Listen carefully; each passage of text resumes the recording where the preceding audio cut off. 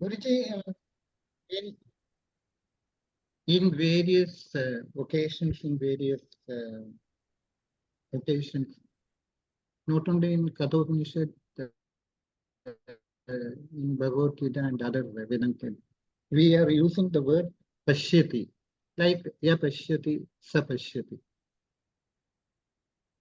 And also we use the word anupashyati.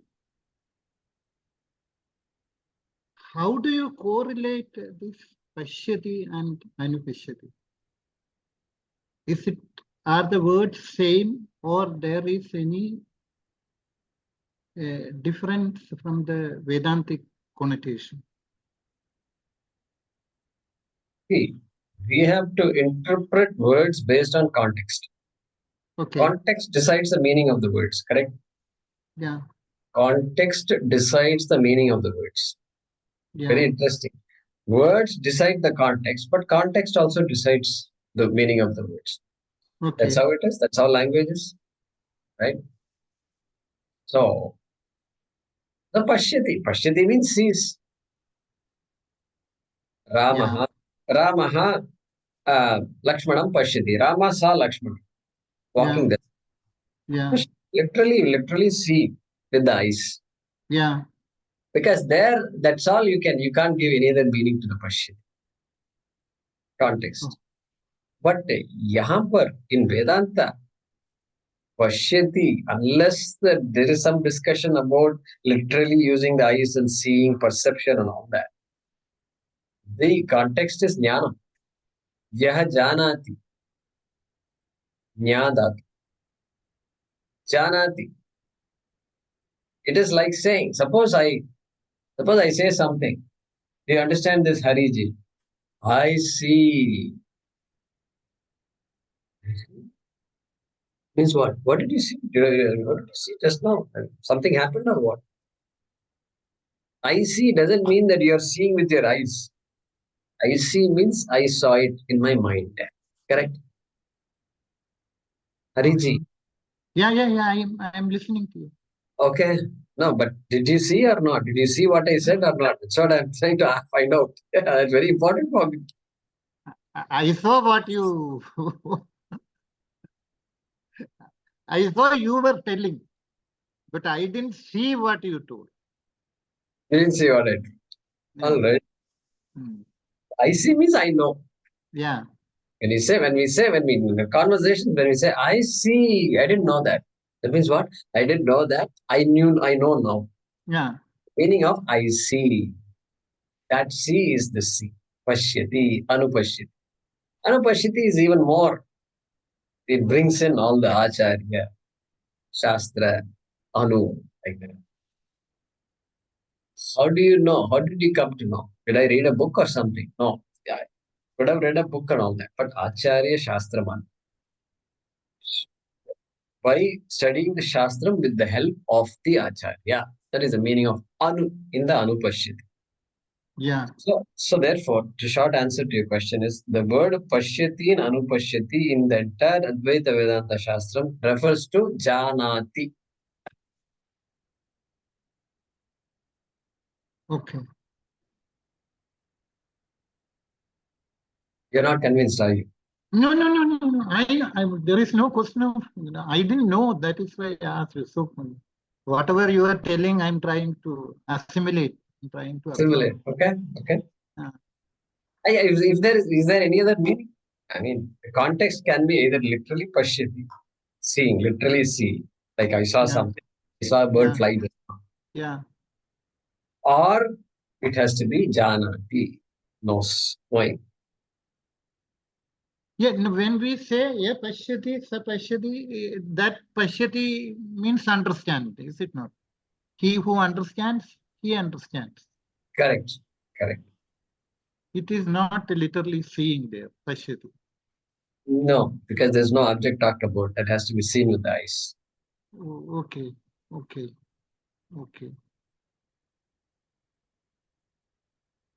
If something was described like an UFO, unidentified flying object, you look for all these features. It should be white, it should be bright, and then it should be coming in the night. and then it should be of this shape. Like this, all description is given. Then you can keep that in mind, right? Conceptualize it, and then wait for some night, and then yaha pashyati sa pashyati. The one who saw that unidentified flying object, which comes once in a blue moon, Yeah. that guy is lucky. He saw pashyati. Like that you can say. But such a description is not given here. Okay. I Yeah? have one more, probably that in another occasion you can explain. This concept of avyakta is still, it is still really avyakta to me. Concept of avyakta is avyakta to you. Huh? Yeah, it's still, it is an avyakta. So Ariji, not bad. You're getting quite humorous now.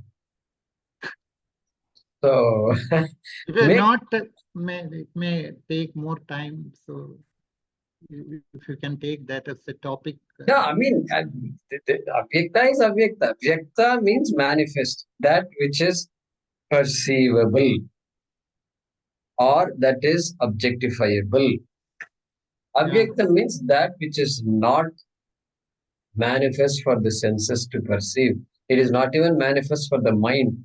It is not available as an object. That is all avyaktam is. Suppose I show you I don't have it here. Suppose I show you, this is a seed, okay? I show you a seed. A seed, like orange seed. Show you a small orange seed. Okay, look. What is this? You say it's an orange seed. No, I'm telling you, no, it's orange tree. You say it's orange seed. I say it is orange tree. Who is correct? Who is correct? Both are correct. Both are correct. Oh, okay.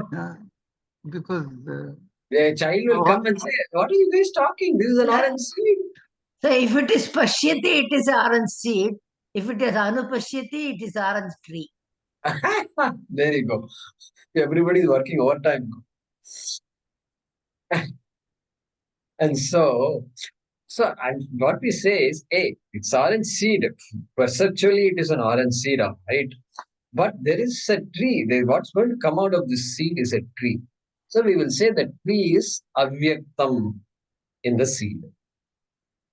Avyaktam. Avyaktam means there is really no tree. You can't even make out the tree, but really the tree is there. If it were not there, you can't get a tree out of this.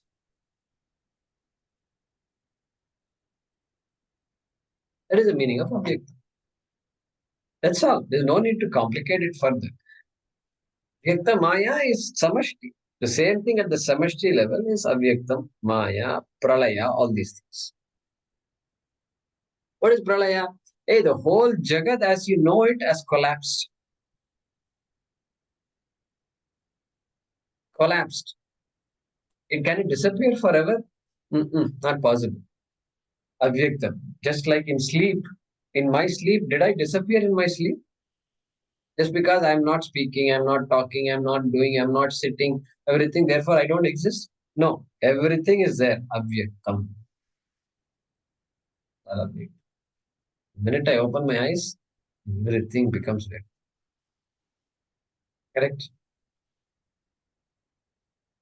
I asked this question mainly because in some occasion, even in Kathopanishad, in other words, they say beyond avyaktam is Purusha.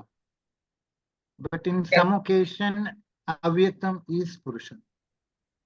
Okay, so avyaktat, vyaktad, avyaktad, adi. Vyaktad, avyaktad, adi. Purushaha. Yeah. It is other than vyaktam and avyaktam.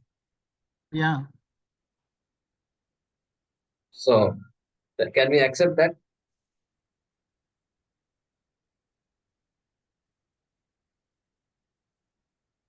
Can we accept that? Hey, the minute you say avyaktam, you're talking of something which is not vyaktam, which is going to become vyaktam, which has the potential to become vyaktam. Therefore, it's part of the jagat. It is part of the Jagat. It is a Vishaya. It is an Atma. And therefore, Avyaktam also is part of Jagat. And therefore, Purusha is Vyaktat, Avyaktat, Adhi. Adhi, other than. Sometimes they say transcend. Purusha transcends Avyaktam. Okay, in some context, occasional context, Avyaktam is Purusham, Purusha. Yeah. Some context. It's okay, but we understand Purusha as Avyaktat, Vyaktat, Adhi. Vyaktat, avyaktat, adi. Adhi. Adi.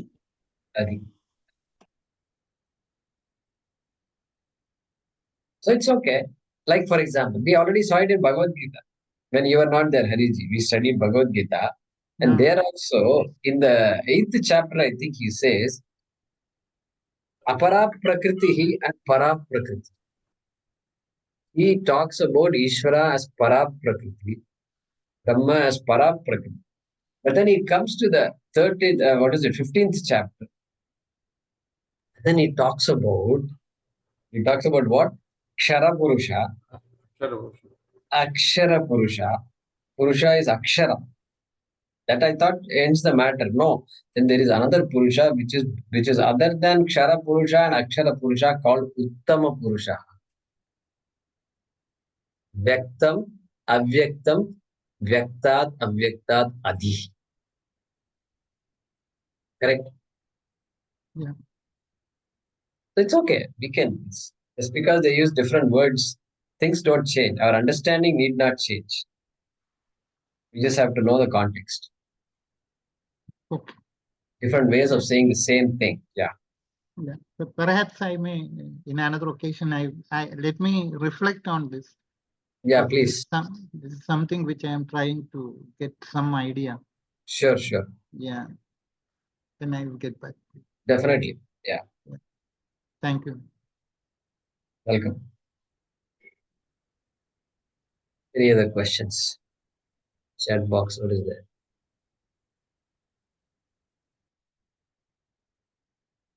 Okay. All right. Yeah.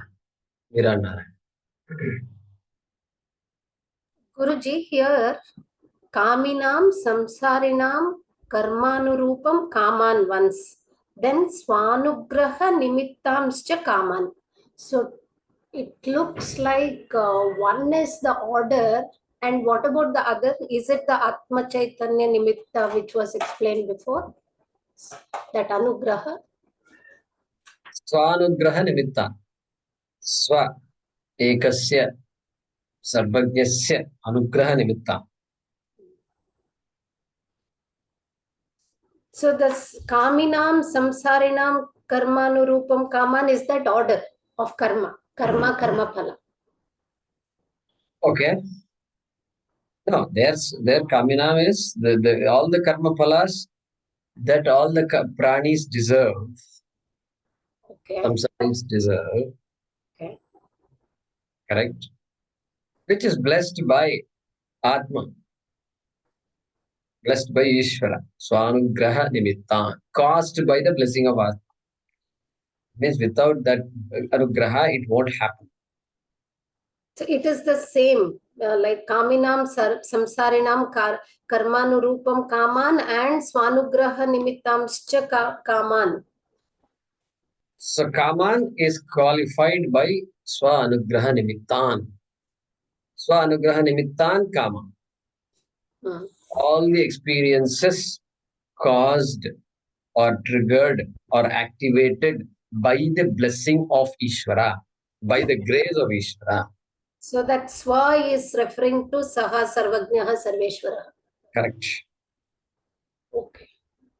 Swa Ekasya Ekaha Saha Tasya Sarvajnasya Sarveshwarasya.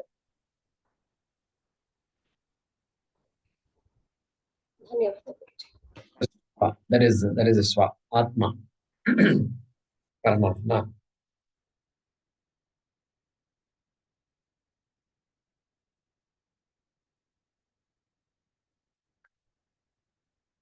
Anything else?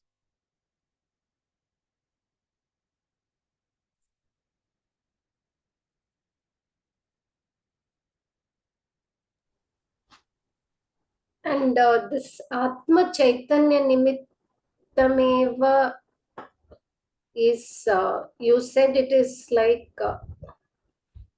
how the fire is transferred to water because of that Chaitanyam. Is it something to do with inherent or order? What is that exactly trying to say? Atma Chaitanya Nimittameva? Just like the heat of the fire is transferred to other objects, anagninam, udakadinam. Just like the heat is transferred, so much transferred that even the hot water can burn exactly like the fire. To that extent, that heat can be transferred. The quality of the Agni can be transferred. Like that, Atma Chaitanya Nimittanam.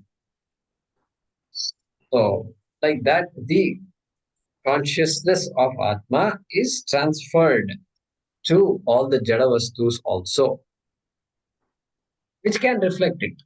Every Jada Vastu can't reflect the way the human body, the conscious living body can reflect. So it's, Can we say intrinsic energy and borrowed energy? One is intrinsic, the other is borrowed. Now, when you are talking about the water, the fire itself has got the intrinsic heat energy. Whereas when I heat the water and when the water is boiling, then that water also has got heat energy, but it is not intrinsic. It is borrowed from the original fire. Correct. Intrinsic and borrowed. That's a good way to understand. so I was trying to understand in terms of Akarta, Atma being Akarta. And mere presence, I was trying to understand. Its mere presence will make something work. Yes. Yes. And it's here it is like, it's as though I'm getting, that's the reason I'm getting confused, like as though it is functioning. So where is the confusion you tell? So when you say intrinsic, so there is a participation. When you say intrinsic, it is present, as you said, avyakta, it is there. So The Atma is avyakta. If you say, I will ask you, are you avyaktam or avyaktam?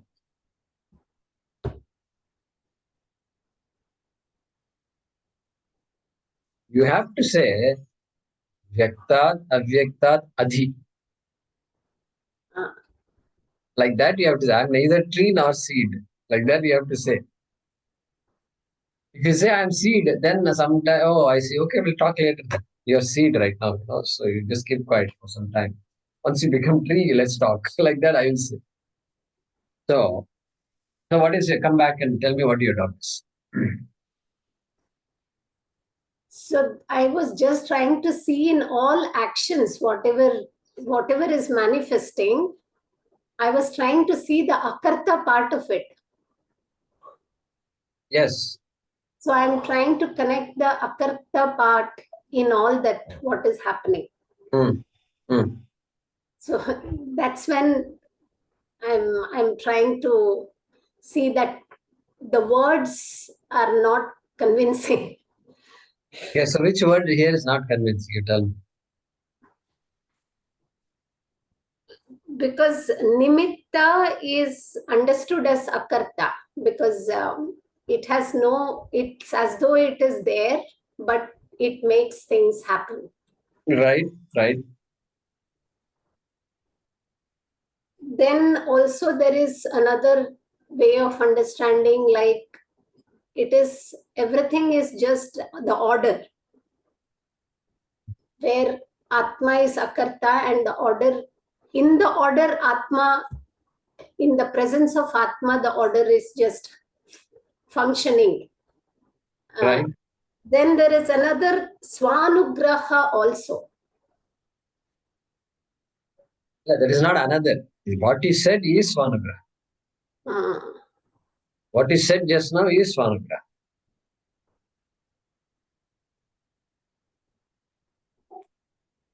There's no separate entity. that is watching, separate from all these things that is watching. That Atma that is present everywhere as Paramatma, Sarvajnaha, Sarveshwaraha. Because I got confused with it is, in a way, it is like triggering the karma. No, it triggers nothing. Atma cannot trigger anything. By its mere presence, things happen.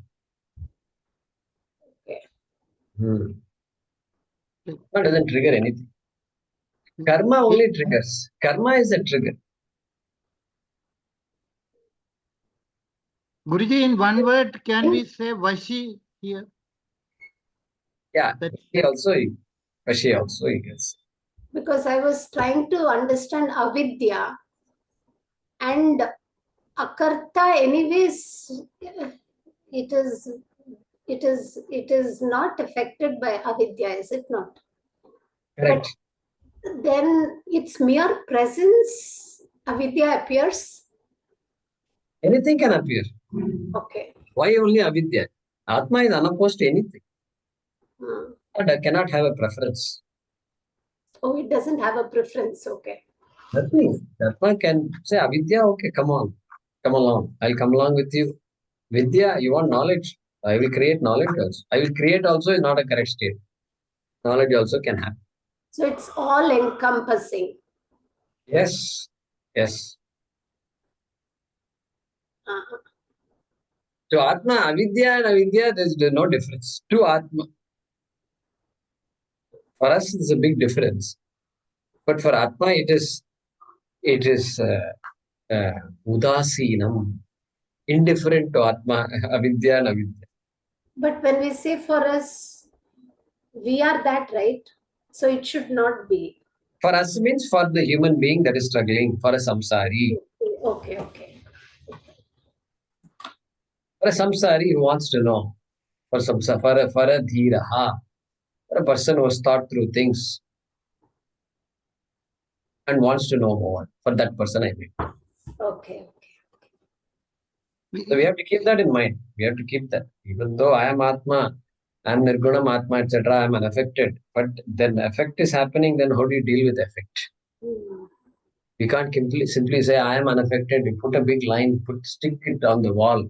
I am unaffected. And you have to keep on seeing it. The minute you run away from that, then I become affected, So it can't be like that. It could be like Surya, no? Both crime as well as a puja, both the Surya enlightens. Correct. Correct. Indifferent whether it is crime or. Correct. Correct.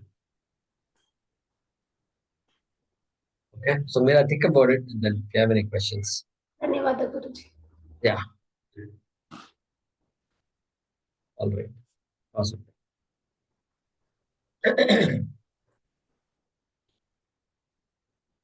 Om Namo Bhagavate Vasudevaya Dhanvantaraye Amrita Kalasha Hastaya Sarvamaya Vinashanaya Trailokyanathaaya Shri Mahavishnave Namaha.